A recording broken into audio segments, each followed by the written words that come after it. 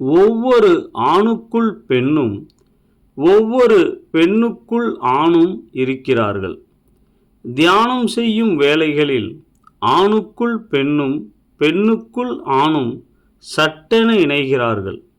அந்த உச்சகட்ட பரவச நிலையை தியானத்தின் போது அடிக்கடி உணரலாம். தந்திரா சொல்கிறது உடலே கோயில் என்று. உனது உடம்பு தெய்வீகத்தின் கோயில், தெய்வீகம் வசிக்கும் இடம்.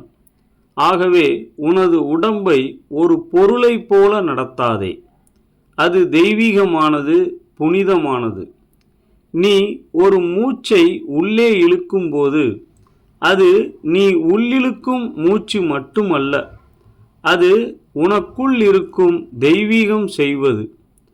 நீ சாப்பிடுகிறாய், நீ நகருகிறாய் அல்லது நடக்கிறாய். இந்த செயல்களை இந்த வழியில் பார். இவற்றை நீ செய்யவில்லை, மாறாக உனக்குள் இருக்கும் தெய்வீகம் செய்கிறது. அப்போது முழு விஷயமும் சுத்தமான பக்தியாக மாறிவிடுகிறது. அறிவு என்பது ஆளுக்கு வேறுபடுகிறது. நீ உன்னை எப்படி வேண்டுமானாலும் நினைத்து கொள்ளலாம். ஆனால் பிறர் உன்னை பற்றி, உனது செயலை பற்றி உன்னைப் போலவே நினைப்பதில்லை.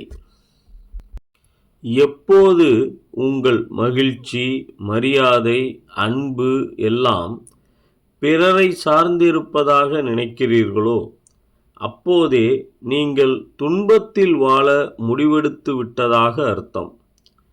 பிறர் மகிழ்ச்சியை தருவார்கள், மரியாதை தருவார்கள், அன்பை தருவார்கள் எனும் மாயத்திரை விலகும் போதுதான் பேரானந்த வாசல் திறக்கின்றது.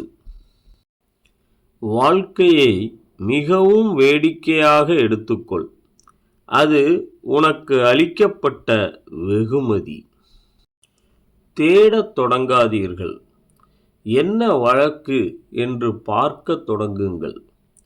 யதார்த்தத்தை அப்படியே பார்த்தாலே போதும்.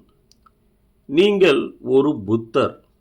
நீங்கள் அதை தேட முடியாது. அதுதான் எல்லா பெரிய மதங்களின் மாபெரும் பிரகடனம். ஒவ்வொரு மனிதனும் இறைவனின் பிரதிநிதி. அதனால் ஒவ்வொரு மனிதனையும் நேசியுங்கள், வழிபடுங்கள், மதியுங்கள். அவனுக்கு என்ன செய்தாலும் அதை ஓர் அழுத்தமான பணிவோடு செய்யுங்கள். அப்படி செய்தால் நீங்கள் உதவி செய்வதை விட உங்களுக்கு அதிக உதவி கிடைக்கும். அவர்களை விட நீங்கள் அதிகம் வளர்வீர்கள்.